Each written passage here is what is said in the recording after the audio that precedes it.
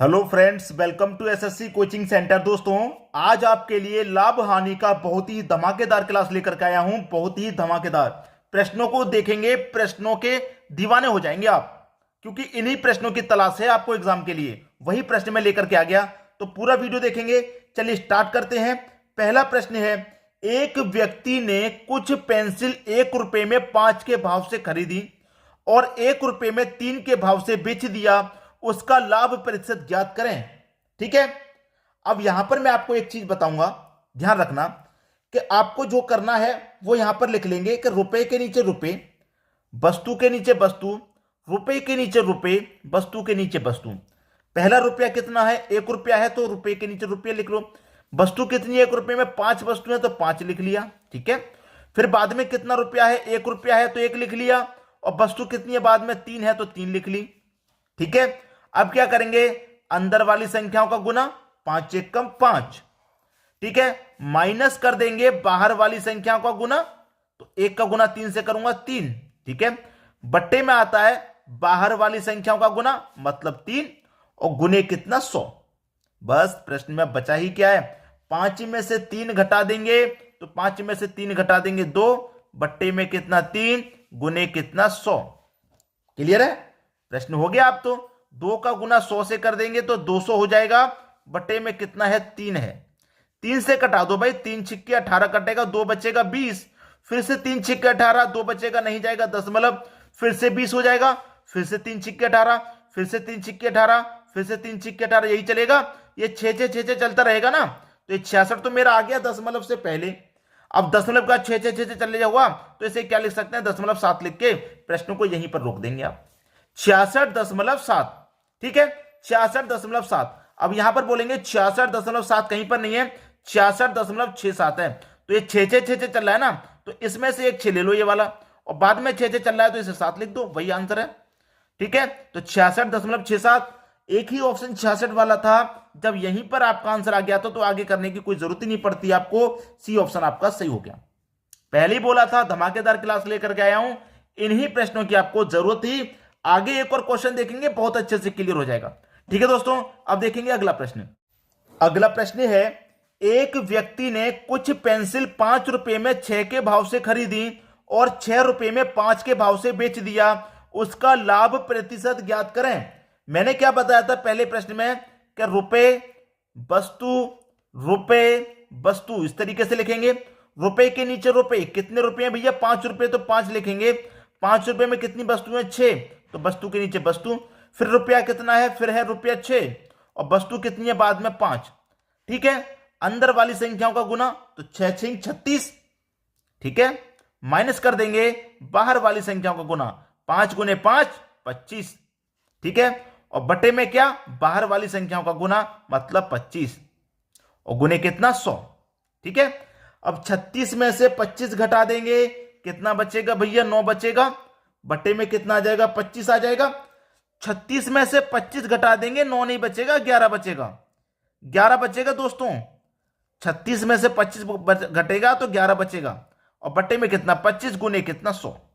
ठीक है, अब 25 से 100 घटा देंगे 4 बार में, और 11 का गुना 4 से हो गया, 11 चौके 44, तो 44% आपका आंसर आ गया।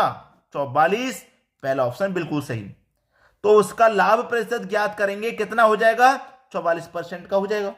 दोनों ही प्रश्न समझ में आ गए, तरीका समझ में आ गया। पहले अंदर वाली संख्याओं का गुना, माइनस करते हैं बाहर वाली संख्याओं का गुना, और बटे में रखते हैं बाहर वाली संख्याओं का गुना, और गुने 100। ठीक है, अब देखेंगे अगला प्रश्न।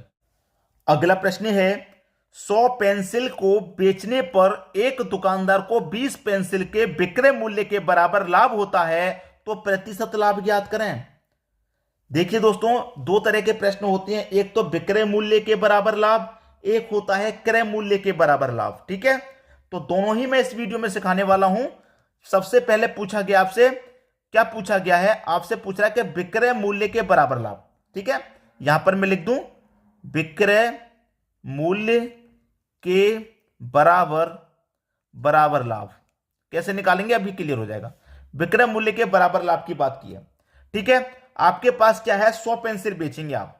कितनी पेंसिल बेच रहे हैं? आप बेच रहे हैं 100 पेंसिल। जब 100 पेंसिल आप बेचते हैं तो लाभ कितना होता है? 20 पेंसिल के विक्रय मूल्य के बराबर। 20 पेंसिल के विक्रय मूल्य के बराबर लाभ होता है, ठीक है। जबकि आपके पास कॉस्ट प्राइस कितना है? कॉस्ट प्राइस है 100 रुपया, ठीक है। 100 रुपया कॉस्ट प्राइस है।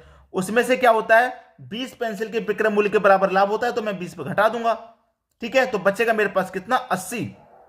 अब मेरे पास लाभ कितना था भाई? 20 पेंसिल के बराबर लाभ था। कितने पे? कॉस्ट पे से 20 का जो लाभ था उसे मैंने घटा दिया, 80 बचा। 80 पे भाई जो लाभ हो या हानि हो वो कॉस्ट प्राइस पर ही निकलती है, ठीक है। कॉस्ट प्राइस 100 था, उसमें से 20 लाभ निकाल दिया तो 80 बचा, तो 20 का लाभ 80 पे। प्रतिशत के लिए क्या करेंगे? 100 से गुना करेंगे भाई, ठीक है। 20 से 80 कटेगा 4 बार में, 4 से 100 कटेगा 25 बार में, 25% आंसर आ गया। पहला ऑप्शन सही हो गया, ठीक है। ये मैंने क्या निकाला? विक्रय मूल्य के बराबर लाभ। याद रखना, विक्रय मूल्य के बराबर लाभ, ठीक है। विक्रय मूल्य के बराबर लाभ। अब हम निकालेंगे क्रय मूल्य के बराबर लाभ। एक प्रश्न लेंगे जो क्रय मूल्य के बराबर होगा, फिर देखेंगे विक्रय मूल्य के बराबर, ताकि सारी चीजें क्लियर हो जाए, ठीक है। विक्रय मूल्य के बराबर सीख लिया, अब क्रय मूल्य के बराबर देखते हैं। अब देखेंगे अगला प्रश्न।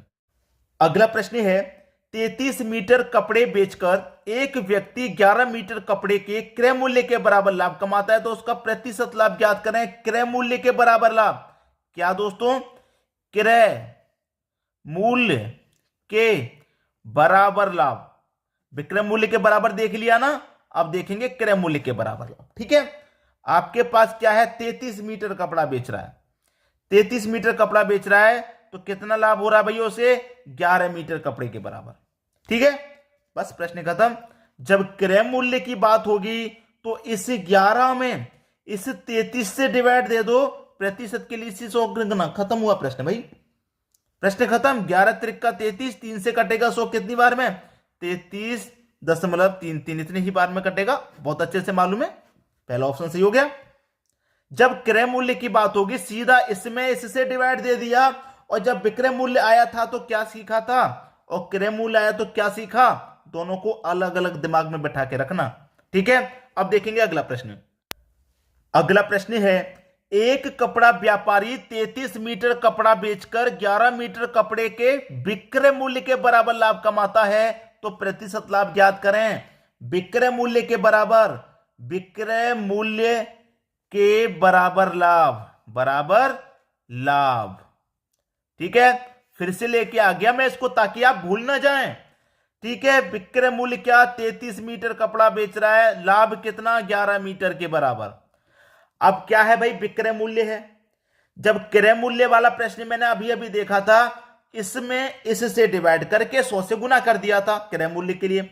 विक्रय मूल्य के लिए भाई कॉस्ट प्राइस मेरा क्या है? 33 है। 33 है कि नहीं? इसको घटा दूंगा 11 को, कितना बचेगा? 33 में से 11 गया 22 बचेगा। बचेगा कि नहीं बचेगा? तो कितने का लाभ हो रहा है? 11 का कितने पर? 22 पर। इस कंडीशन को हम पहले ही देख लिए थे विक्रय मूल्य वाली को, फिर से आ गया है, जानबूझकर लाया हूं, भूल ना जाए। क्रय मूल्य विक्रय मूल्य में कोई दिक्कत ना आ जाए। यहां पर आप 100 से गुना कर देंगे, बस बात खत्म हो गई। 11 दुने का 22 कटेगा, 2 से 100 50 बार में कटेगा, 50% आंसर आ गया। सी ऑप्शन बिल्कुल सही। तो विक्रय मूल्य के लिए क्या करते हैं? इसमें से इसको घटाकर जो बचेगा फिर इसमें इससे डिवाइड देके 100 से गुना। लेकिन क्रय मूल्य की बात होती है इससे बटे में इसको रख के 100 से गुना। आपको आसानी से क्लियर हो गया। अगर नहीं क्लियर हुआ कोई बात नहीं, आप एक बार खुद से करके देख लेंगे इन सवालों को, वीडियो को एक बार फिर से दोबारा चलाकर देख लेना, सारी बातें क्लियर हो जाएंगी। और जिस दिन आपका एग्जाम होगा उस दिन इन प्रश्नों को आप तुरंत बना करके आएंगे। बात क्लियर है? अब देखेंगे अगला प्रश्न। अगला प्रश्न है आपका 17 गेंदों को 720 रुपए में बेचने पर 5 गेंदों के क्रय मूल्य के बराबर हानि होती है। एक गेंद का क्रय मूल्य ज्ञात करें। एक गेंद का क्रय मूल्य, एक गेंद का हमें क्रय मूल्य ज्ञात करना है। एक गेंद का क्रय मूल्य नहीं पता है हमें, एक गेंद का क्रय मूल्य क्या है नहीं पता, तो x, ठीक है। और क्रय मूल्य बराबर होता है क्या है भाई? जिन बच्चों को याद है वो ने तो पता, क्रय मूल्य बराबर क्या होता है? विक्रय मूल्य प्लस क्या दिए रखा है प्रश्न में? हानि। विक्रय मूल्य प्लस हानि। हानि वाले में प्लस आता है और लाभ वाले में माइनस आता है, ठीक है। क्रय मूल्य कितने हैं आपके पास? 17 गेंदे हैं। 17 गेंद x से गुना कर देंगे क्योंकि क्रय मूल्य पता नहीं है, ठीक है। तो 17x हो जाएगा।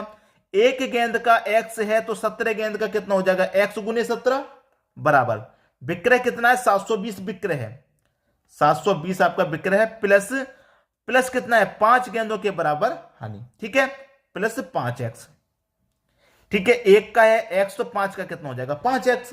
अब देखिए 12x 5x, ये 5x इधर आ जाएगा तो 12x में से माइनस हो जाएगा 17x में से, तो 12x बचेगा बराबर 720।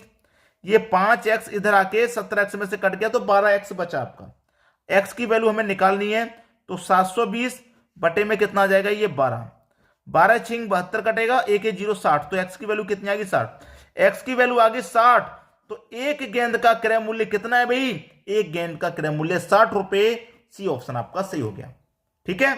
अब देखेंगे अगला प्रश्न, अगला प्रश्न है 12% छूट देने के बावजूद 32% लाभ कमाने के लिए दुकानदार को अपनी वस्तु पर लागत मूल्य से कितना प्रतिशत अधिक अंकित करना चाहिए।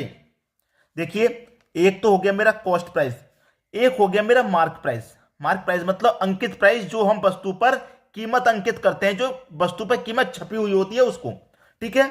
अब देखिए कोई कीमत मान लीजिए मेरी 100 रुपए की है, ठीक है, 100 रुपए में कोई वस्तु, अब 12% की छूट दे दी, 100 की चीज पे 12 की छूट दे देंगे तो 12 इसका मतलब घटा देंगे, और 100 रुपए की मेरी कोई चीज है उस पर हम क्या कर रहे हैं, 32% का लाभ कमा रहा है, 100 पे 32% का लाभ कमाएंगे तो 32 जोड़ेंगे लाभ के लिए, इतना क्लियर है भाई। 100 में से 12 घटा दिया, 100 में से 12 घटा दिया तो 88, 100 में 32 जोड़ दिया तो कितना हो गया 132। अब देखिए 88 रुपए की हमारी चीज है और हम उसे बेच कितने में रहे हैं, 132 में बेच रहे हैं, 88 की चीज को 132 में बेचेंगे, कितने का फायदा होगा भाई, 44 का। फायदा हो या नुकसान क्रय मूल्य पर होता है, क्रय मूल्य हमारा 88 है, और प्रतिशत के लिए क्या करेंगे 100 से गुना, तो 44 से 88 दो बार में कट जाएगा, और 2 से 100 50 बार में कट जाएगा, 50% आंसर आ गया।